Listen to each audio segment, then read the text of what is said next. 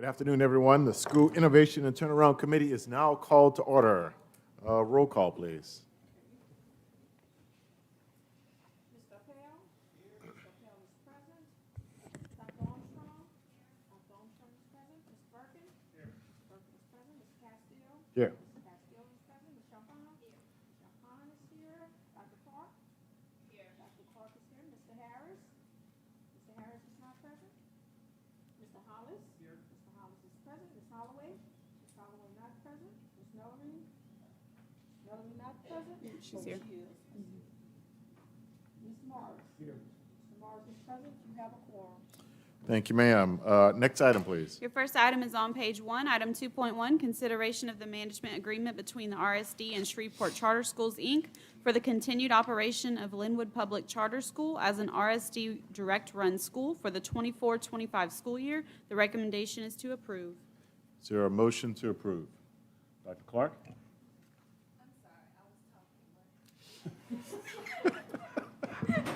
I missed it. May I get a motion to approve? Yes. I'm sorry, law professor, Socratic method. Call on folks who get attention. so it was Seconded an by experience. It wasn't Ms. that great. Champagne. Thank you, Ms. Champagne. Champagne. All right, so report from the department? Yeah, Mr. Castile, thank you so much. This is just an additional one-year management agreement here, and just for the record, the school did increase 2 points on their SPS. Clearly a long way to go, but they did have an increase, and on their progress index, they were rated a B. And so at this point, we just want to recommend that we continue our direct run relationship here with Linwood for an additional year. Any questions or comments from the board? Any public comments? All right, any objections to the motion? Hearing none, the motion passes. Next item? Your next item is on page 18, item 3.1, consideration of revisions to Bulletin 126 Charter Schools regarding the charter application cycle. The recommendation is to approve. Thank you. May I get a motion, please? Ms. Champagne moves, seconded by Dr. Armstrong. Any comments from the department? Yes, sir. Just briefly, and I've tried to share this with most members of the board, the rationale for doing this.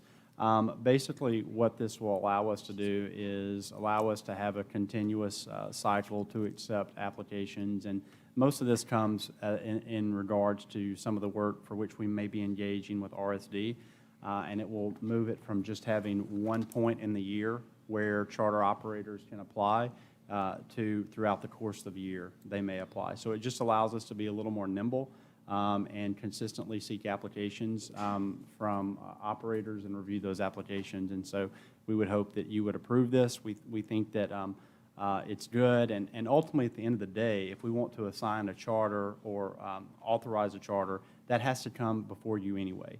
So ultimately, we're not going to be signing off on charters. This just enables us to accept these applications throughout the course of the year. And then should something fit in a particular area, we bring it to you for your consideration. Great. Any questions, comments? Any objections to the motion? Motion passes. Ms. Caroline Romer did submit a card for support, but she waives. All right. I think that now takes us to the end of the That agenda. concludes your agenda. We are now adjourned. Thank you.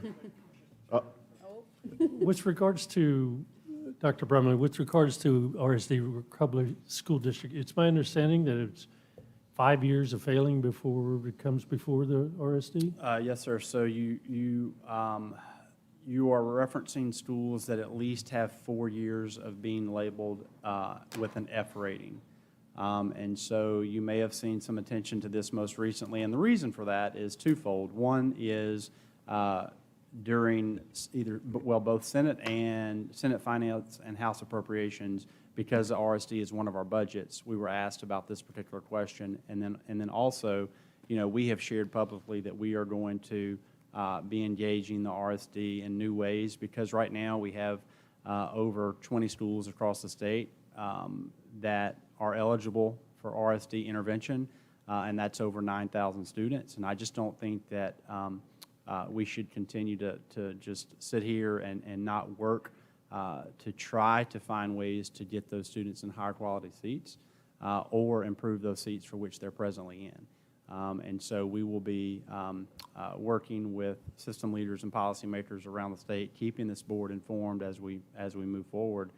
But RSD, in many ways, over the last few years, while there is a small portfolio of schools, I believe 4 right now, it has been a construction company in many ways dealing with issues relative to the rebuilding of schools in New Orleans with FEMA.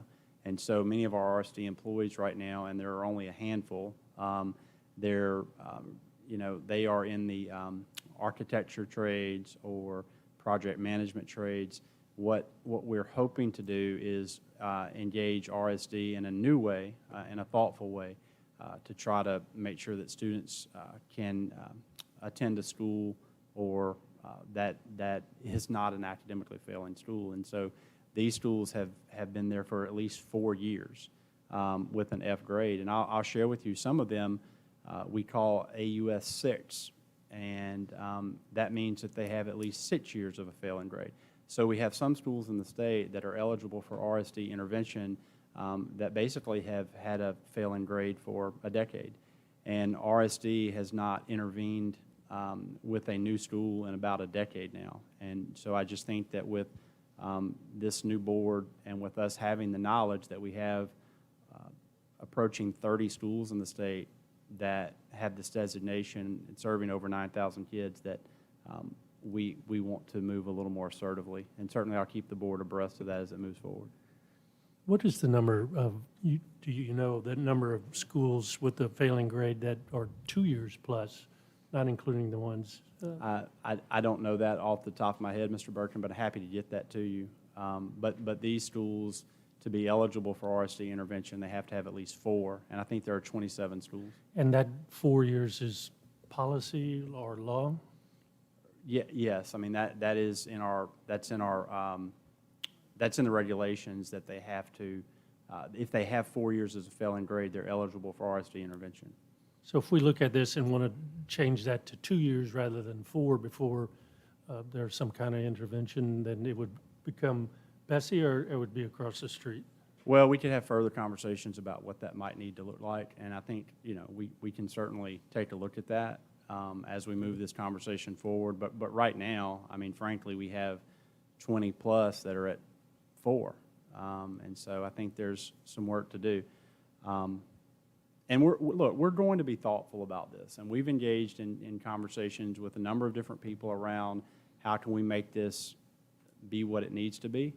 And so I would say with anything that we do here, we want to be cautious. We want to make sure we're doing the right things. We don't want to rush to decisions, but at the same time, we have to be a little more assertive in trying to ensure that students aren't allowed to potentially sit for their entire K-12 career in a failing school.